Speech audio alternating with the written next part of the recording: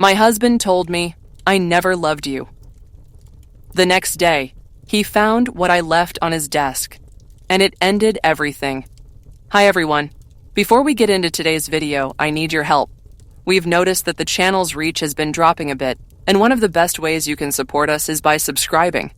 It's quick, free, and helps us keep bringing you new and interesting stories. Your support means the world to us, and together we can grow this channel. Thank you so much. Now let's get to today's story. I'm writing from a temporary account for obvious reasons, and I've changed some details to protect my anonymity. My husband said, I never loved you. He said it while stirring his morning coffee, the same way he might mention the weather or ask me to pick up milk. The spoon clinked against the ceramic mug, that stupid mug I'd bought him for our 3rd anniversary, with "World's Best Husband" printed in fading blue letters. The irony wasn't lost on me, though I suspect it was completely lost on him. I was standing at the sink, washing the dinner dishes from the night before because he'd left them there with that casual entitlement that comes from 15 years of someone else cleaning up after you. My hands were buried in soapy water, and I remember thinking how the bubbles looked like tiny snow globes, each one containing a moment that would never come again. What did you say? I asked, though I'd heard him perfectly. I never loved you, he repeated, louder this time, as if the problem had been volume rather than content. I thought you should know.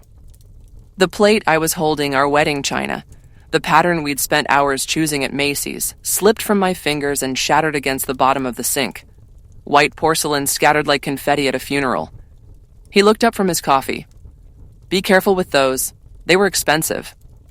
Were. Past tense. As if our marriage had already ended and he was just informing me of something that had happened to someone else, somewhere else, in another lifetime. That was 3 months ago. Let me tell you what happened next, and why I'm writing this at 2 a.m. with a glass of wine that costs more than his monthly gym membership, a gym he never actually uses, by the way, though the membership comes out of our joint account religiously every month like a tithe to his vanity. But I'm getting ahead of myself. Let me start at the beginning, or what I thought was the beginning. We met at Sarah's birthday party in 2008. I was 28 and working at a marketing firm downtown, the kind of job that sounds impressive at cocktail parties but pays just enough to afford a studio apartment and weekend brunches if you're careful. He was 31, charming in that effortless way that some men have, like they were born knowing exactly what to say and when to say it. I was standing by the kitchen island, wearing a black dress I'd bought on sale and shoes that were already making my feet hurt, when he walked over and said, "You look like you're planning an escape route." He wasn't wrong. I'd been calculating how long I needed to stay to avoid Sarah's wrath, while still getting home in time to wash my hair and prep for Monday's presentation. Always, I said, surprising myself with the honesty. He laughed, this genuine, full-body laugh that made me feel like I'd said something brilliant instead of just neurotic. I'm David, he said, extending his hand. Emma. And that was it. That was the moment I thought my real life began. We talked for 2 hours. He told me about his job in finance, his apartment in Brooklyn, his plan to run the New York Marathon someday. Spoiler alert, he never did. I told him about my work, my tiny apartment, my dream of starting my own agency. He listened like what I was saying mattered, asked follow-up questions, remembered details. When he asked for my number, I gave it to him without playing games. When he called the next day, I answered on the second ring. When he asked me out for dinner, I said yes before he'd even suggested a restaurant. I was so tired of being alone. So tired of coming home to an empty apartment and eating cereal for dinner while watching Netflix shows I didn't really care about. So tired of being the single friend at group dinners, the one who got seated next to whoever's weird cousin was visiting from out of town. David felt like salvation wrapped in a well-tailored suit and a subscription to The Economist. Our first date lasted until 3 a.m.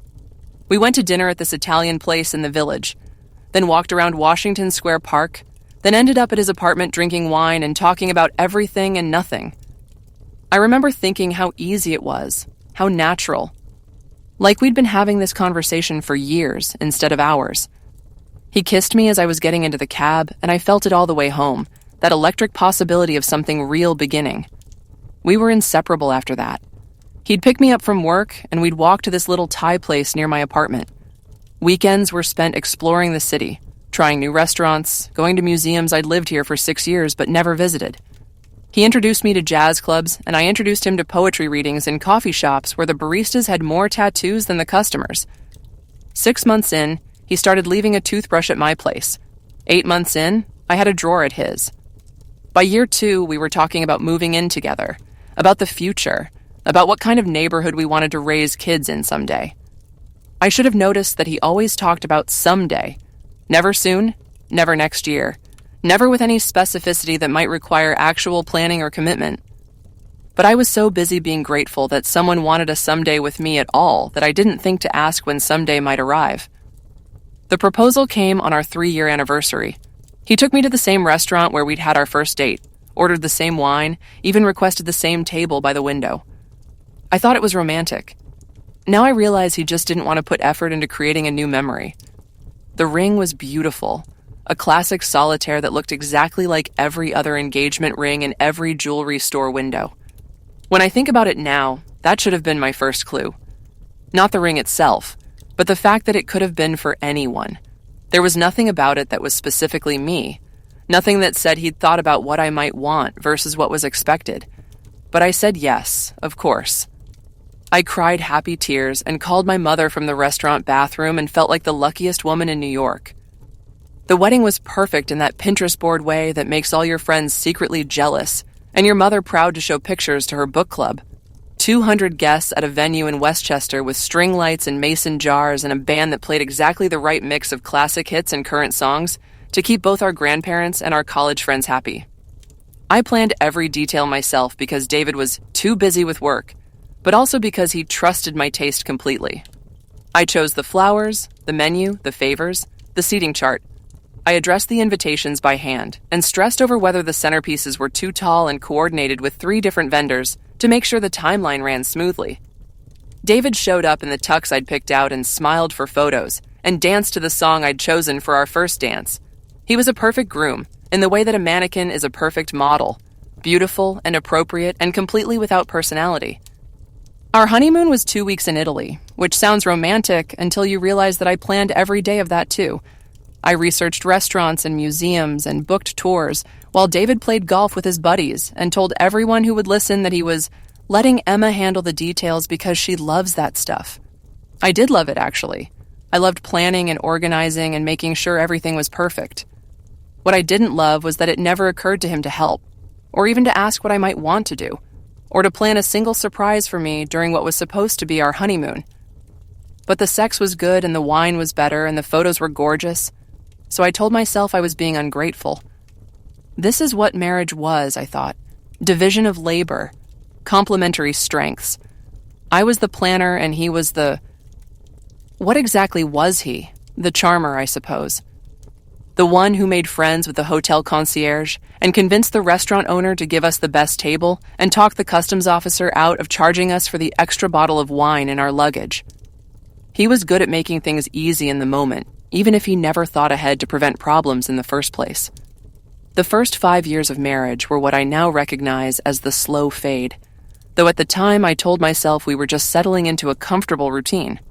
We bought a house in a suburb that was exactly halfway between both of our offices, which sounds equitable until you realize that I was the one who researched neighborhoods and scheduled showings, and dealt with inspectors and coordinated with the moving company. David had opinions about the final choice. He preferred the Colonial to the Craftsman because it had better bones, but he couldn't be bothered with the process of finding it. I quit my job at the marketing firm to start my own agency, like I'd always dreamed. David was supportive in the way that sounds good when you tell other people, "Of course I want Emma to follow her dreams. I believe in her completely." What that looked like in practice was me working 16-hour days in the converted bedroom we designated as my office, while he complained that dinner wasn't ready when he got home, or that I was always on my laptop, or that the house felt chaotic because I had client files spread across the dining room table. "I just think," he'd say, settling into his recliner with a beer in the remote, "that if you're going to work from home, you should be able to keep the house organized too. I mean, you're here all day." I was here building a business from nothing. I was here pitching clients and managing projects and handling bookkeeping and trying to establish myself in an industry that doesn't exactly welcome women with open arms. But to David, I was just here, available for household management between conference calls. My agency grew slowly but steadily. I landed a few good clients, then a few more, then enough to hire an assistant, then enough to rent a proper office space. David would brag about my success at dinner parties. Emma's really killing it with her little business. But at home, my work was always secondary to his. If he had a business dinner, I was expected to reschedule client meetings. If his mother called during my scheduled work hours, I was expected to chat for an hour about her book club and her neighbor's new landscaping. If he wanted to take a weekend trip to visit college friends, I was expected to put client work on hold and pack for both of us. "It's just that my job is set hours," he'd explain when I protested. "Yours is more flexible." Flexible. Like I was doing freelance crafts instead of running a growing company. The sex tapered off gradually, the way marriages do. From every night to a few times a week to weekends only to special occasions to, well, eventually to whenever I initiated it, which became less and less frequent as I realized that his participation felt more dutiful than desired. I started working later and later, partly because business was good, but mostly because it meant I could avoid the evening routine of him on the couch with SportsCenter while I cleaned up dinner and prepared for the next day. It was easier to stay at the office until he was already asleep, then slip into bed beside him and pretend we were both just tired. We stopped talking about having kids, though neither of us officially called off the discussion. It just faded, like everything else. Someday became never, but so gradually that there was no moment to mourn it. I told myself this was normal. This was what long-term relationships looked like. The butterflies and late-night conversations and spontaneous adventures, that was for people in their 20s, for new couples who didn't have mortgages and responsibilities, and the comfortable predictability of shared routines. I read articles about keeping the spark alive, and bought lingerie I never wore, and planned romantic dinners that David would eat while checking his phone. I suggested couples therapy, which he dismissed as something people do when they have real problems. I planned surprise getaways that he'd enjoy but never reciprocate. I became an expert at making our marriage look good from the outside while feeling increasingly invisible from the inside. The turning point came last year, though I didn't recognize it at the time. I was at a client dinner, a big potential account that could double my agency's revenue, when David called. I let it go to voicemail the first time, and the second. But when he called a third time, I excused myself from the table. "Where are you?" He asked without preamble. "I'm at dinner with the Morrison Group, remember? I told you about this last week." "Right, well, I'm at Brad's birthday thing, and I need you to pick me up. I've had too much to drink." I looked through the restaurant window at the table where 3 potential clients were waiting for me to return, so we could finish discussing their account.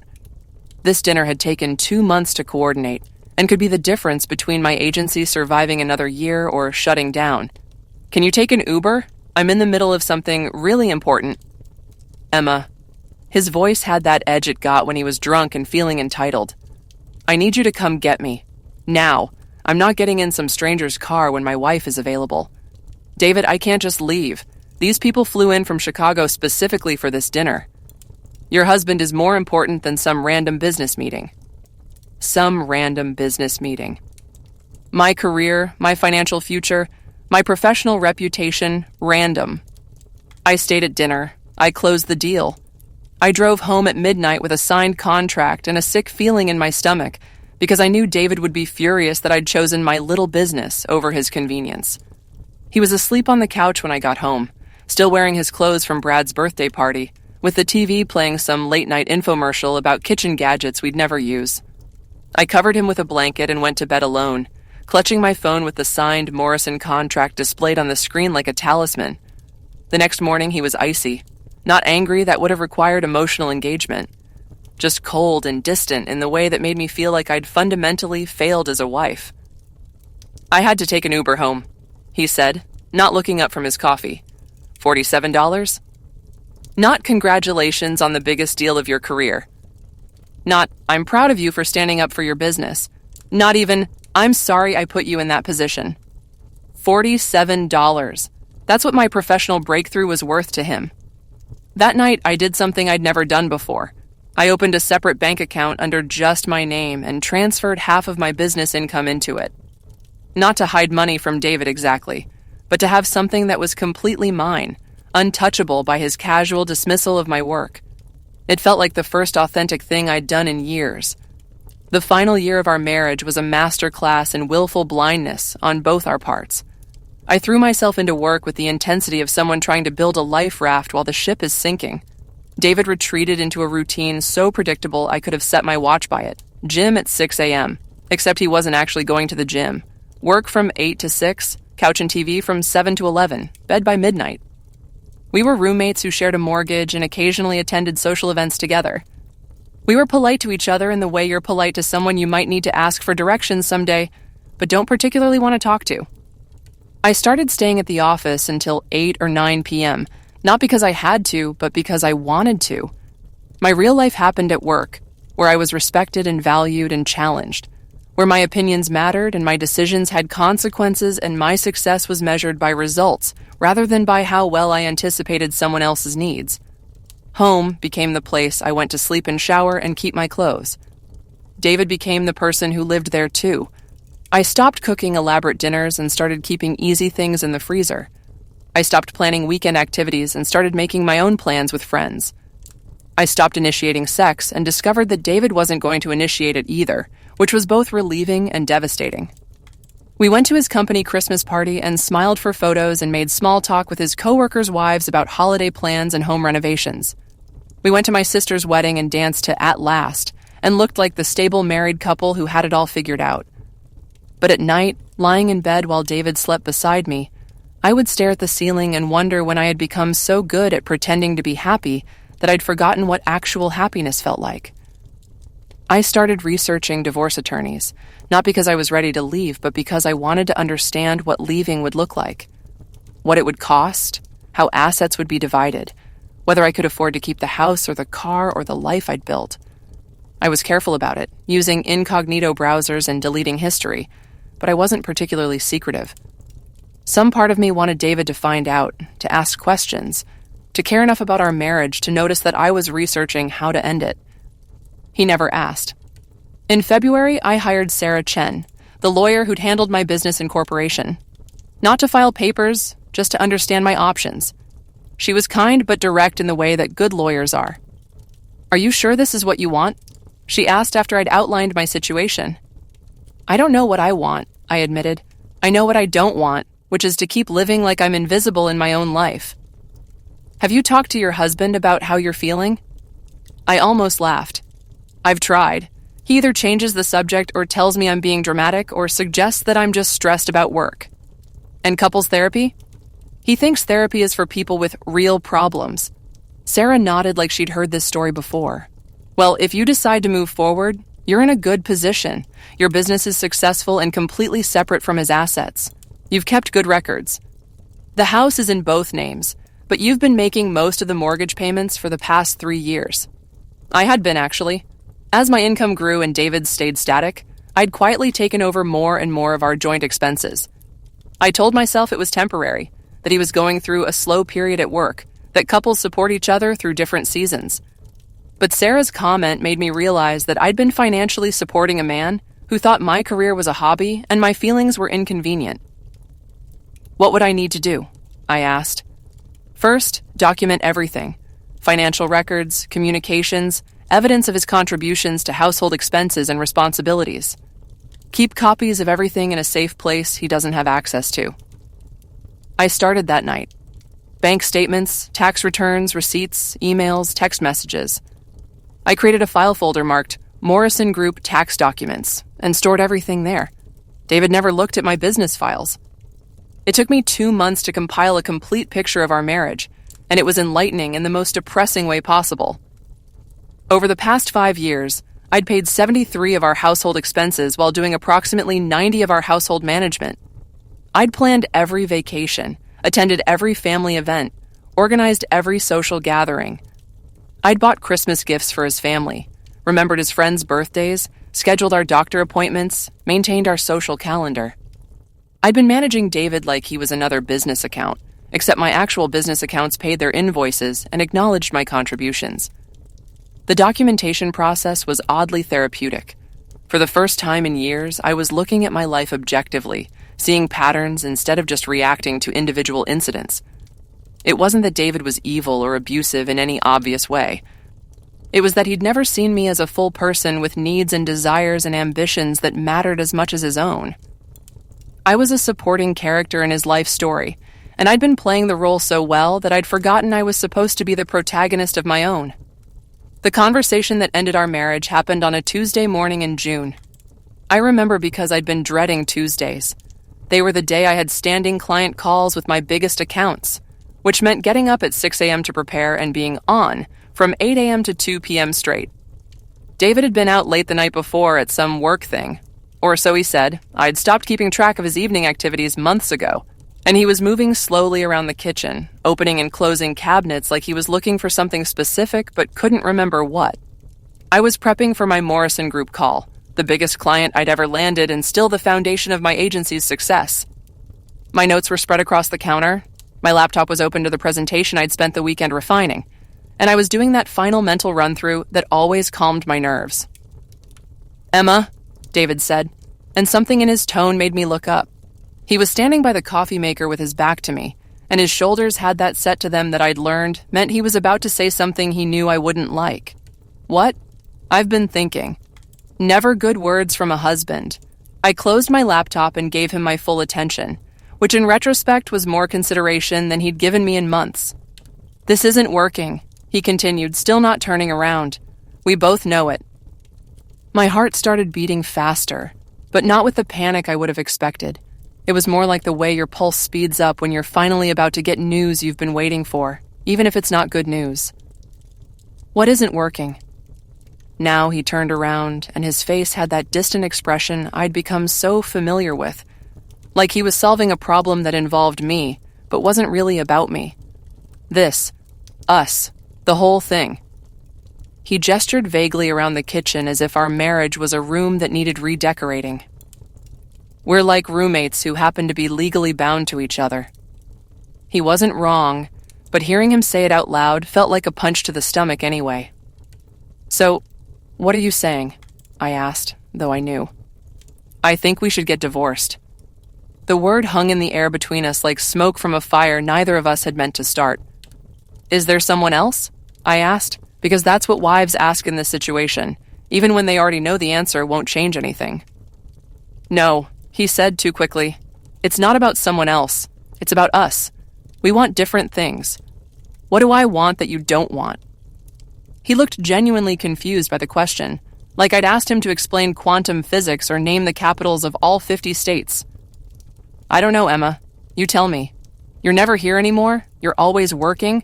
You don't seem interested in spending time together. You've checked out of this marriage completely." The unfairness of it took my breath away. I was never there because he'd made home a place where I felt unwanted and unvalued. I was always working because my work was the only place I felt like myself. I wasn't interested in spending time together because together meant me catering to his needs while he ignored mine. But instead of saying any of that, I asked the question that had been building in my chest for months. "David, do you love me?" He was quiet for so long that I thought he might not answer.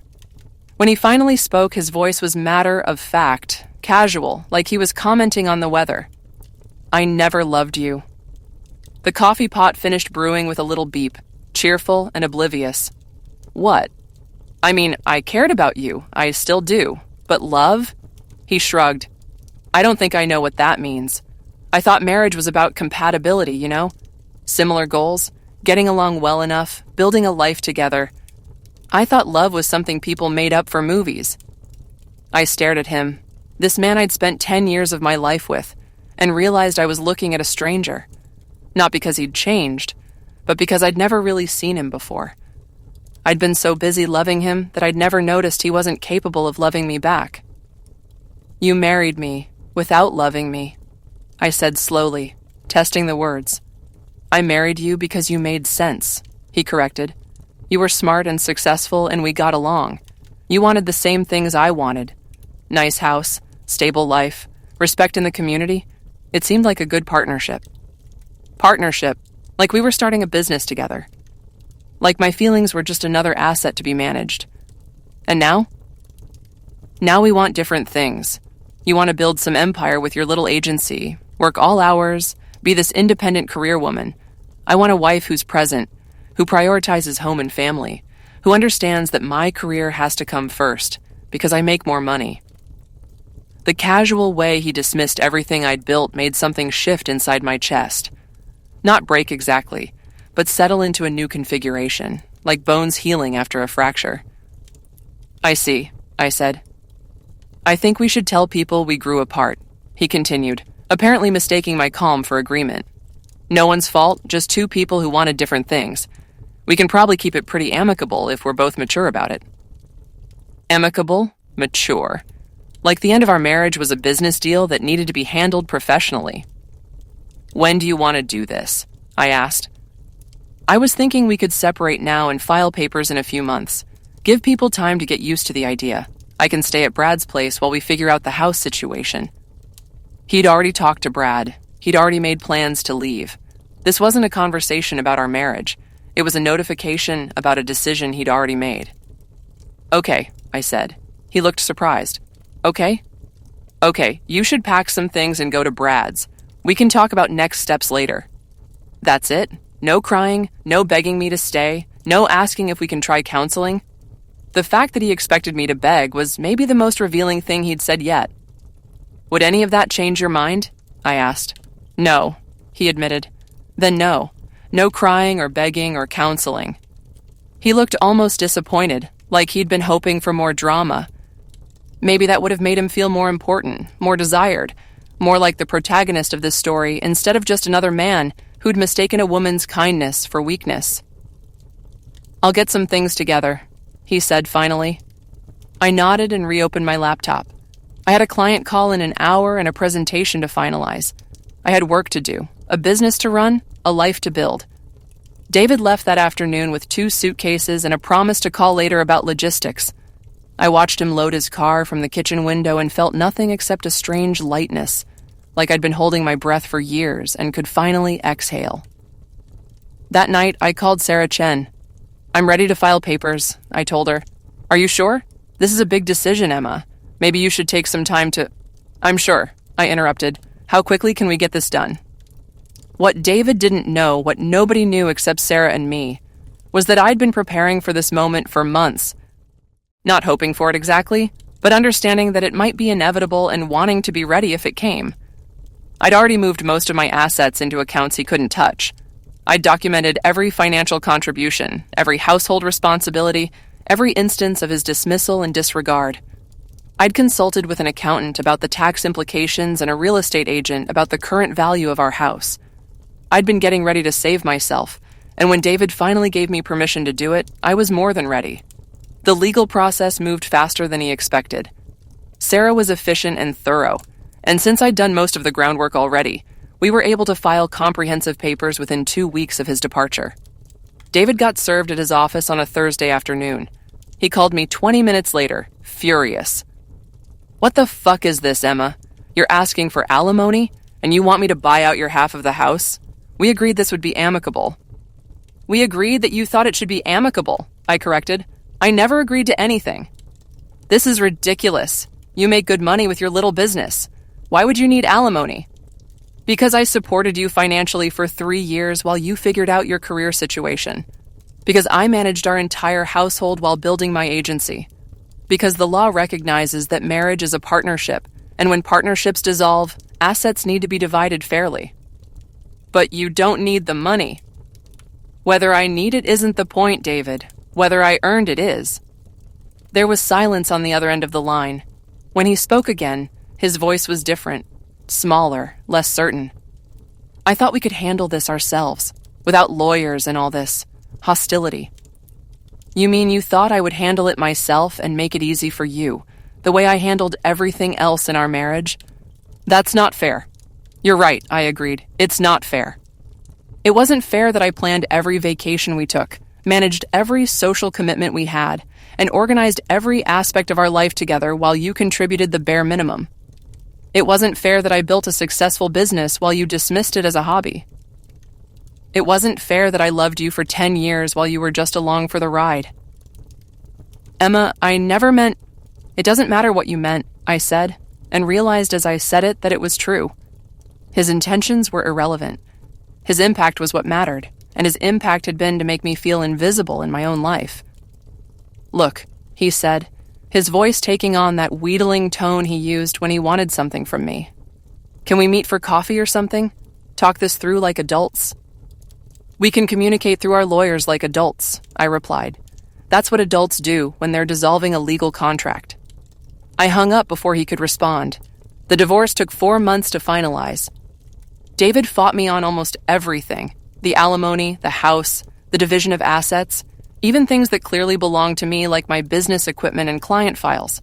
He seemed genuinely shocked that I wasn't just going to walk away quietly and let him keep the life we'd built together. His lawyer kept suggesting mediation, which was code for "your client should accept less money, so our client doesn't have to face the consequences of his choices." Sarah shut that down efficiently. My client managed the household and supported the family financially while building her own career, she said during one particularly contentious phone conference. She's entitled to compensation for her contributions, and she's prepared to document every grocery list and mortgage payment if necessary. I was, actually. I had spreadsheets that would make a CPA weep with joy. I had receipts for every household expense, records of every bill payment, documentation of every time I'd covered David's share of our joint responsibilities. Turned out that when you approach a marriage like a business partnership, you end up with really good records when it's time to dissolve the partnership. The breaking point came when David's lawyer suggested that my business wasn't really marital property, because I'd started it after we were married but built it independently. "Mrs. Morrison," Sarah said sweetly during the phone conference, "could you tell us who paid the business registration fees for your agency?" "I did, from our joint checking account," I replied. "And who covered your living expenses during the first 2 years when the business was barely breaking even?" "The joint account, which was primarily funded by my previous salary and David's salary." And who managed the household so that you were free to work the long hours necessary to build your client base?" "I did." "And who provided emotional support and encouragement during the difficult early years of entrepreneurship?" I paused. "No one." There was silence on the call. Sarah pressed on. "So, to be clear, your husband provided no startup capital, no household support, and no emotional encouragement for the business he's now claiming isn't marital property?" "That's correct. But he did benefit from the increased household income once the business became profitable?" "Yes. Thank you, Mrs. Morrison." David's lawyer stopped trying to claim my business wasn't marital property after that call. In the end, I kept the house. I'd been making most of the payments anyway. My business, obviously, and my retirement accounts. David kept his retirement accounts, his car, and his beloved golf clubs. I got 3 years of alimony, not because I needed it, but because I'd earned it. The final papers were signed on a Tuesday in October, exactly 4 months after David had told me he never loved me. I drove home from Sarah's office with a certified copy of my divorce decree and a check for David's buyout of his half of the house equity. I was officially single for the first time in 13 years. That night, I did something I hadn't done in longer than I could remember. I ordered takeout from my favorite Indian place, opened a bottle of wine that cost more than David used to spend on birthday gifts, and sat on my couch, in my house watching whatever I wanted on TV. It felt like coming home to myself. David tried to reconcile exactly once, about 6 weeks after the divorce was final.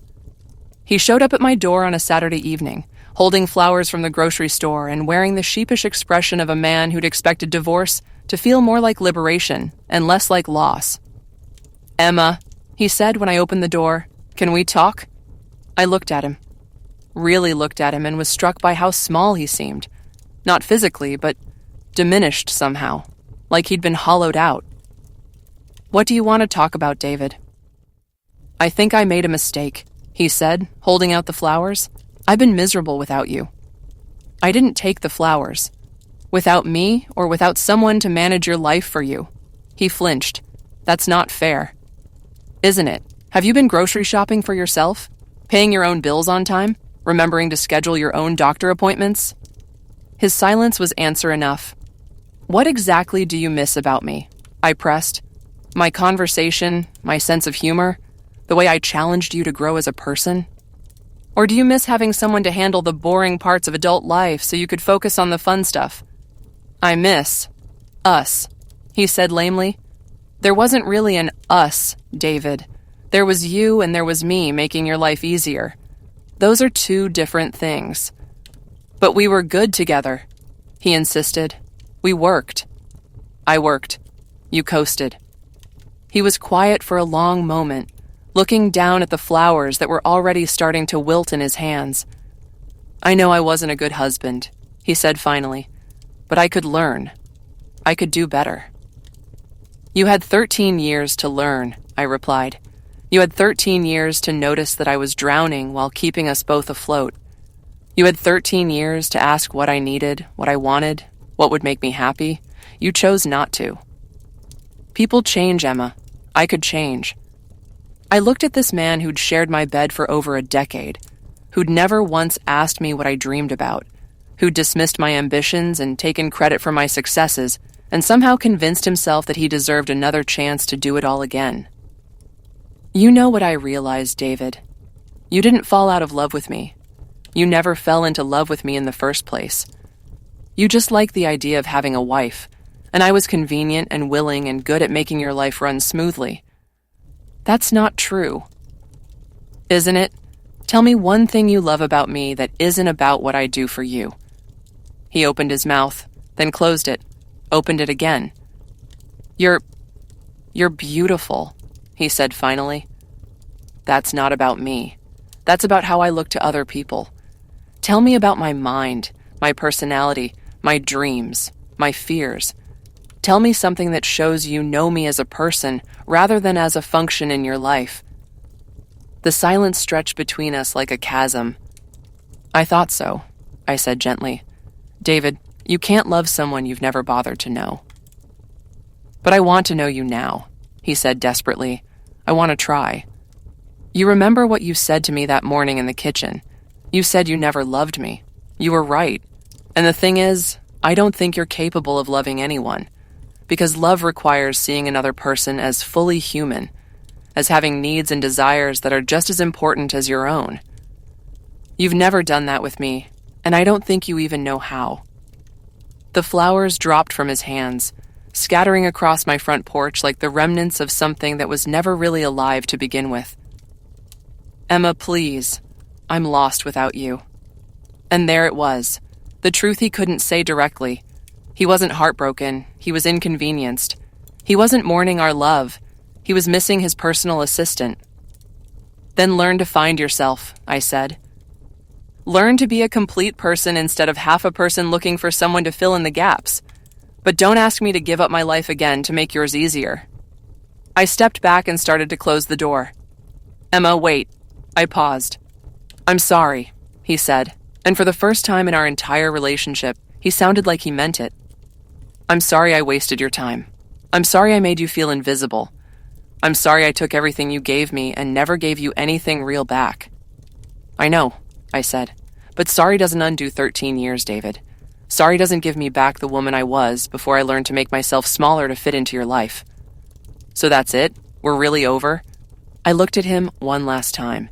This man who'd been my husband, my partner, my biggest disappointment, and felt nothing but a distant sadness for the life we could have had if he'd ever bothered to try. We were over a long time ago, I said. I just finally stopped pretending we weren't. This time I did close the door. I listened to his footsteps retreat down the front walk, heard his car start and drive away, and then I went back to my living room where I had a book I actually wanted to read and a glass of wine that I'd chosen because I liked it, not because it paired well with whatever David was in the mood for. He never came back. That was 6 months ago. I'm writing this now because my story has been making the rounds among my friends, and every time I tell it, another woman says, "Oh my God, that sounds like my marriage," or "I think I need to have a conversation with my husband," or "How did you know it was time to leave?" The answer to that last question is, I didn't know. I never had a moment of clarity where I suddenly understood that my marriage was over. It was more like slowly realizing I'd been holding my breath for years, and then one day noticing that I couldn't remember why. David wasn't a monster. He wasn't abusive or cruel or unfaithful, as far as I know. He was just absent. Emotionally, intellectually, spiritually absent from our partnership while expecting me to be fully present for his. And I let it happen. I made excuses for him, compensated for his shortcomings, convinced myself that his indifference was just a different love language. I became so good at managing his moods and anticipating his needs and smoothing over his failures that I forgot I had needs and moods and capabilities of my own. The saddest part is that I genuinely loved him for most of our marriage. Not the fantasy version of him I'd created in my head, but the actual man-flawed and selfish and incapable of seeing me clearly. I loved him anyway, the way you love a beautiful house that's built on a foundation of sand. You can see the cracks forming. You know it's not sustainable, but it's so pretty from the outside that you keep trying to shore it up, instead of admitting it's time to build something new. But here's what I want women to understand. You cannot love someone into loving you back. You cannot be good enough, accommodating enough, selfless enough to make someone see your worth if they've decided you don't have any. You cannot manage another person's emotions or compensate for their shortcomings or sacrifice your own dreams to make their life easier without losing yourself in the process. And you shouldn't have to. My agency is thriving now in ways it never could when I was dividing my attention between my career and my marriage to a man who thought my ambitions were cute hobbies. I've hired 3 more employees, moved to a bigger office, landed clients I never would have pursued when I was worried about being home for dinner. I bought a smaller house in the city that's entirely mine, every piece of furniture, every paint color, every book on every shelf chosen because I like it, not because it fits someone else's vision of what our life should look like. I've started dating, carefully and selectively, but dating nonetheless. And let me tell you, when you've spent years with someone who never asked about your day or your thoughts or your dreams, being with someone who's genuinely curious about your mind is revolutionary. Last month, I went to dinner with a man who spent 2 hours asking me questions about my business, my goals, my opinions on everything from city planning to the best pizza in New York. When I apologized for talking so much, he looked genuinely confused. "Why would you apologize for that?" he asked. "You're interesting. I want to know what you think about things." I almost cried right there at the table. Not because it was particularly romantic, but because it was such a basic acknowledgement of my personhood, the kind of thing that should be the bare minimum in any relationship, but felt like a revelation after 13 years with David. I don't know if I'll marry again. I don't know if I want to. What I know is that I'll never again make myself smaller to fit into someone else's life. I'll never again apologize for my ambitions or dim my light to make someone else comfortable. I'll never again love someone more than I love myself. 3 weeks ago, I ran into David at a coffee shop downtown. He looked tired in a way that goes deeper than just needing sleep, and older than 6 months should have made him. He was alone, reading something on his phone while he waited for his order. He saw me and waved, and something made me walk over to his table instead of just waving back and leaving. "Hi," I said.